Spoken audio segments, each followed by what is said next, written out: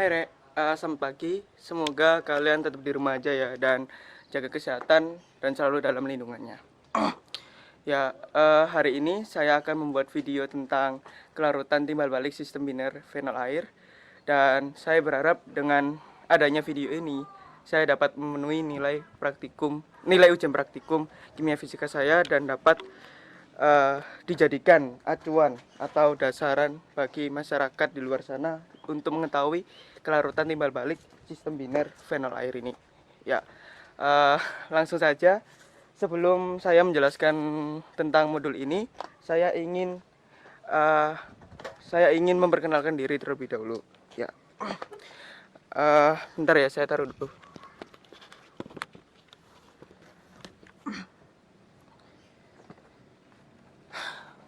Ya, nama saya Dini Bayu Raditya dari Parada A dengan NPM 1903 101 005. Sebelum saya menjelaskan secara detail tentang apa sih kelarutan timbal balik fenol air ini, mari kita saksikan video khusus yang telah saya buat untuk memenuhi tugas ujian ini. Ya.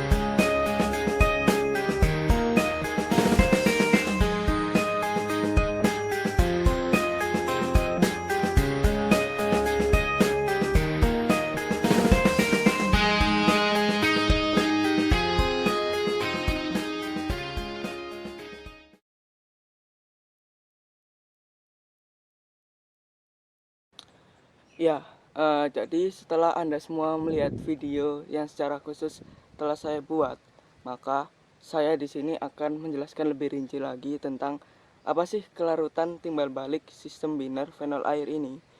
Ya, jadi sistem biner fenol air ini merupakan sistem yang memperlihatkan solubilitas timbal balik antara fenol dan air yang pada suhu tertentu dan tekanannya tetap.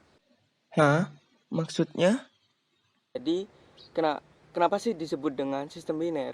Karena sistem ini komponen campurannya terdiri dari dua zat.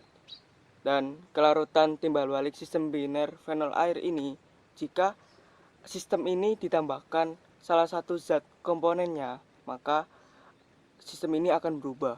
Dan fenol air merupakan dua senyawa polar yang saling melarutkan satu sama lain. Apa sih kelarutan timbal balik itu?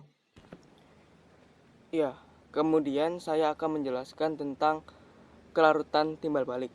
Kelarutan timbal balik adalah kelarutan dari suatu larutan yang bercampur sebagian jika temperaturnya di bawah temperatur kritis. Terus, bagaimana jika telah mencapai temperatur kritis?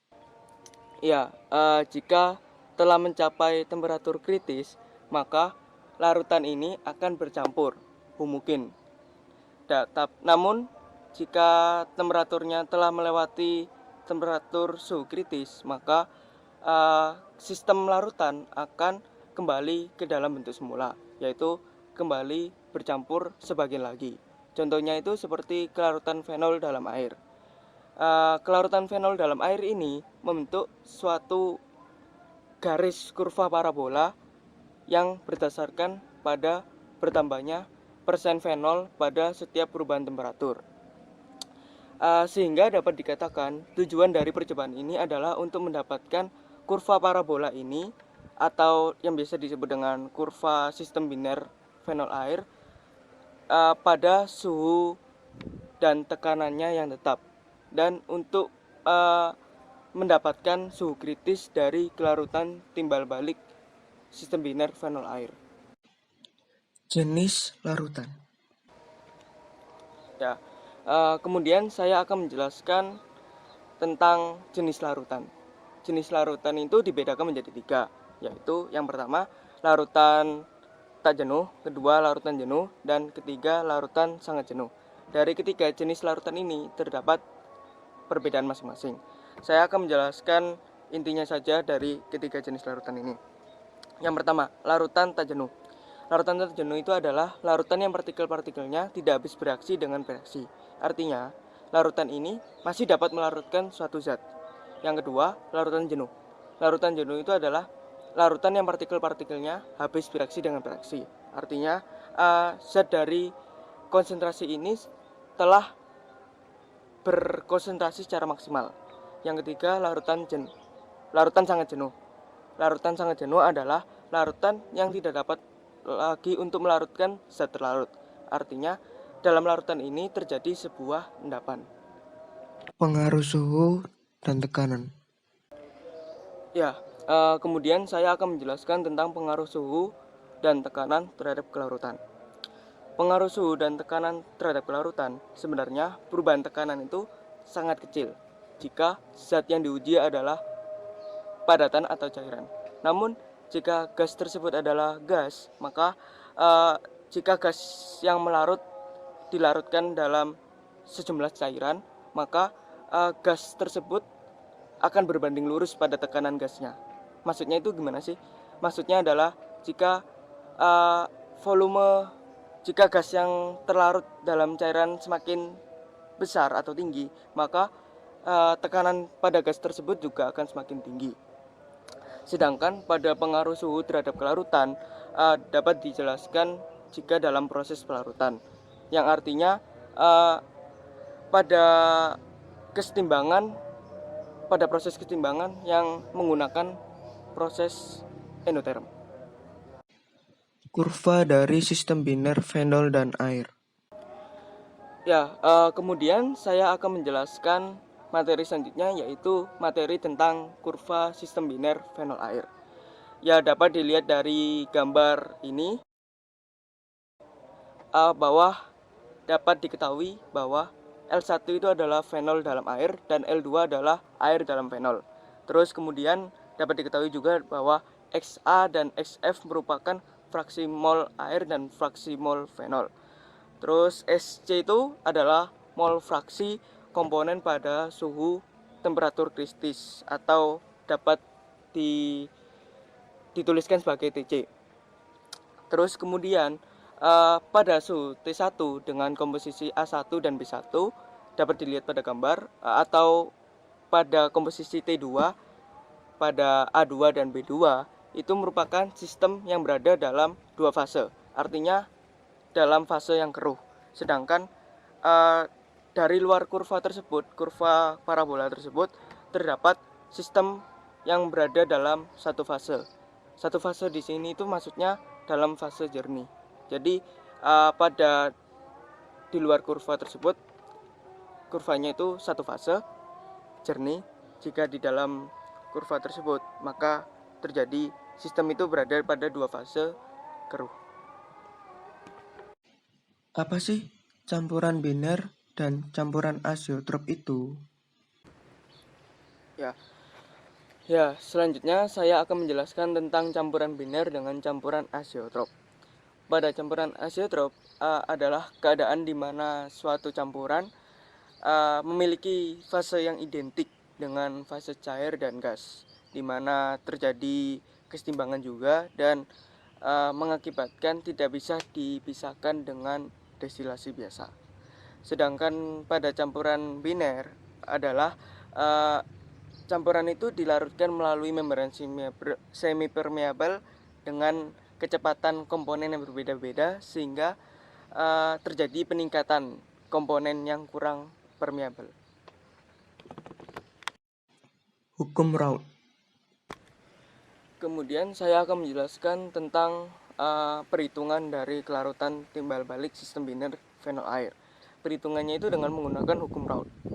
Hukum Raoult itu adalah keadaan di mana kedua cairan dicampur membentuk larutan ideal, maka masing-masing dari cairan tersebut akan menguap, sehingga tekanan uap larutannya itu bakal sama dengan tekanan uap parsial tersebut. Bunyi dari hukum Raoult sendiri adalah di mana saat tekanan uap parsial, tiap-tiap komponen zat itu bakal sama dengan tekanan uap dari komponen tersebut.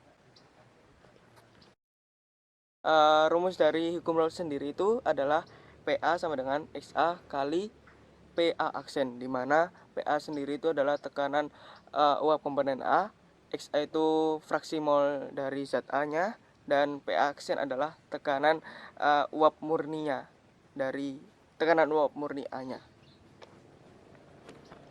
Faktor-faktor dan pengaplikasiannya.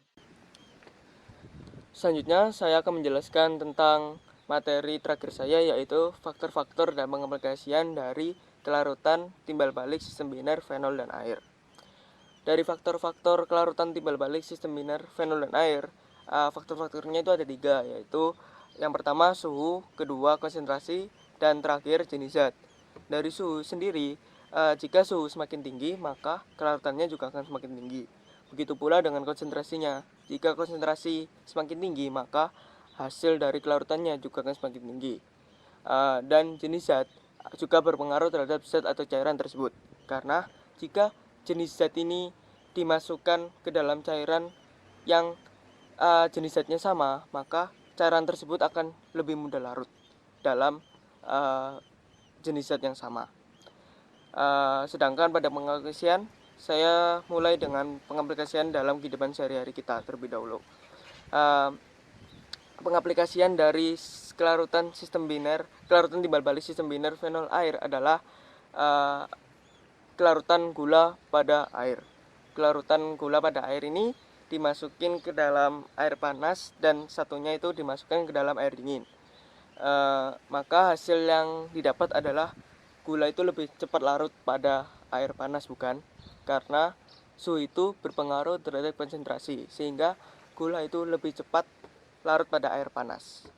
Terus aplikasi lainnya pada bidang industri adalah pembuatan granul-granul pada industri baja. Ada lagi tentang pembuatan reaktor kimia, dan juga ada tentang pemisahan fase dengan cara pengkristalan. Ya, sekian dari saya tentang penyampaian materi kelarutan timbal balik sistem biner fenol dan air. Mohon maaf jika terdapat kekurangan penjelasan, kekurangan materi, atau kesalahan kata-kata saya yang saya ucapkan. Ya, sekian dari saya. Terima kasih telah memperhatikan hingga video ini selesai. Terima kasih semuanya yang telah membantu saya dalam bentuk doa ataupun dalam bentuk dukungan. Ya, dan jangan lupa teman-teman tetap stay at home. Ya, saya Dendi Vayuritria, NPM 1903 101 005 dari Paralel A. Mohon izin diri untuk menutup video ini. Jadi sistem ini disebut dengan sistem biner karena campuran kelarutannya, karena komponen campurannya. Kelarutan timbal balik sistem biner fenol air merupakan dua senyawa polar yang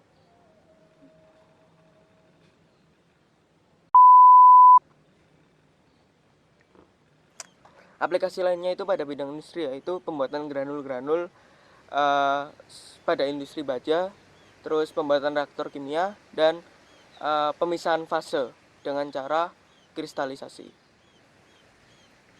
Dengan cara pengkristalan.